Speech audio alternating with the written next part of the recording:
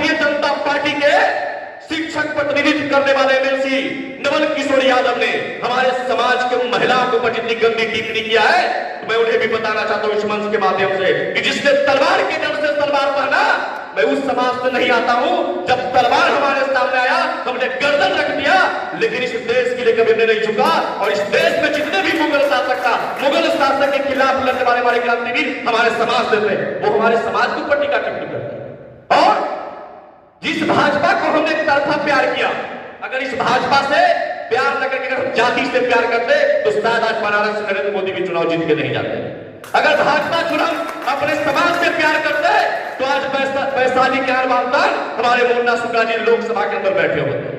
लेकिन सब कुछ छोड़ करके हमने प्रेम आपसे किया, लेकिन आपने प्रेम का ऐसा हमको खंजर रोक दिया कि कभी यूजीसी जैसे काले कानून ला करके हमारे समाज के युवाओं को प्रताड़ित करते हैं, तो कभी आप एक षड्यंत्र के तहत हमारे शेर को जेल में भेज करके लोगों का मनोबल करते हैं। तो मैं उस समाज से आता हूं जहां मेरा मनोबल टूटता नहीं है। जब मनोबल टूटने के बाद आता है तो रंधारी सिंह दिनकर जी की कविता का पंक्ति याद करते हैं कि सच है विपत्ति जब आती है कायरों को दोहराती है, सूरमा नहीं विचलित होते, छल के न धीरज होते, बिजलों को गले लगाते हैं, कांटों में राह बनाते हैं।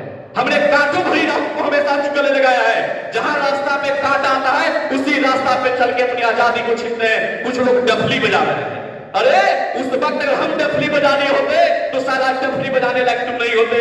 आज मैं इस धरती से बोल रहा हूं जहां महान तारवी बाबू लंगर सिंह पैदा हुए हैं, जिन्होंने स्कूल अस्पताल के जमीन दान दिए और इस स्कूल अस्पताल में सभी समाज के बच्चे पढ़ते हैं। जिस बाबा साहब के संविधान लेकर के भूमियार ब्राह्मणों को गाली दिया जाता है, उनको मैं बताना चाहता हूं कि अगर इस देश के अंदर भूमियार ब्राह्मण बुद्धिजीवी नहीं होता तो बाबा साहब संविधान में नहीं लिख पाते, क्योंकि उनका गुरु भी ब्राह्मण समाज से आते हैं। लेकिन कुछ नकली अम्बेडकरवादी लोग जो अपने आप को भूमियार ब्राह्मणों को गाली देना ही अम्बेडकरवाद समझते हैं, तो मैं बताना चाहता हूं कि असल अम्बेडकरवाद तब होगा जब जाति विहीन समाज की गठन होगा।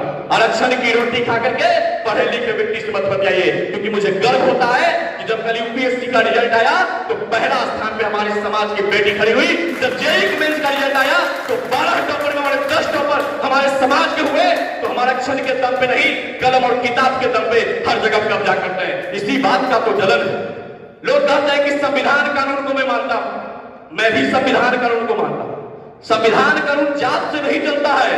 जब यूजीसी जैसे काले कानून जो एक राजनीतिक षड्यंत्र के तहत लाया गया था, वैसे कानून के खिलाफ हम तमाम युवाओं ने आवाज को बुलंद किया। सीजीआई सुप्रीम कोर्ट ने इसको तत्काल रोक लगा दिए, तो सीजीआई की जांच खोज करके लोग गाली दे रहे हैं। अब वो अपने आप को अम्बेडकरवादी करते हैं। जो मेरा कानून